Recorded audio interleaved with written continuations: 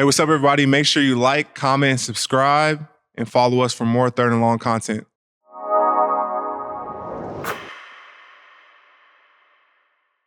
Also too, I feel, I've known you for an extremely long time. I've seen, you go through different situations, ups and downs, um, you know, and I've seen a lot of growth out of you as well too throughout the years. Obviously, I knew you when you were much younger, and you got a lot of wisdom now. And to see Derek Fisher coaching your boys, what is that experience been like?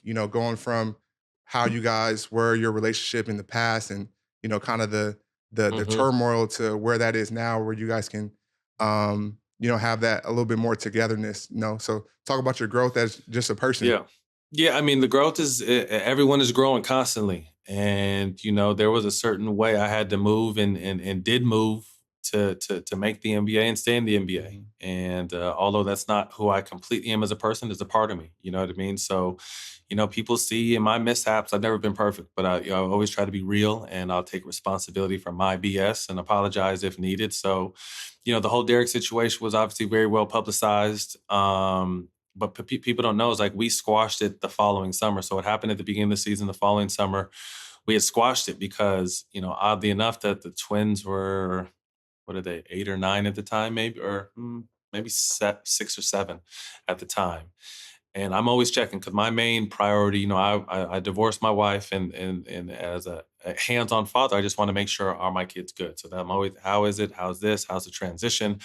And the boys really took to Derek and loved Derek and told me that. And that made me smile. So when I found that out, I'm just like, because I had an issue how it went down. I didn't have an issue overall. I had an issue about how it went down. Once I got it off my chest, I was straight. So we ended up squashing it literally the summer after, and we've been cool because, he's literally their stepdad. He's been in their life, almost half their life now. So Derek and I's relationship is cool. The opportunity for my kids to play for a 5-time NBA champ, like, I don't really know who's going to say no to that. Right. You know what I mean? So the fact that, he and I can conversate, and what's funny is, Eric, is it trips people out because before he was their head coach, like I coached them in the summer. So people would see Derek come into the Twins game and then see me and him talking like, yo, what is going on? Is that Matt Barnes and Derek Fish? Like people were kind of like tripping, like, because it turned into an urban legend of, what kind of went down. So, I can proudly say at the end of the day, man, it wasn't about me and my wife, or excuse me, me and my ex-wife. It was about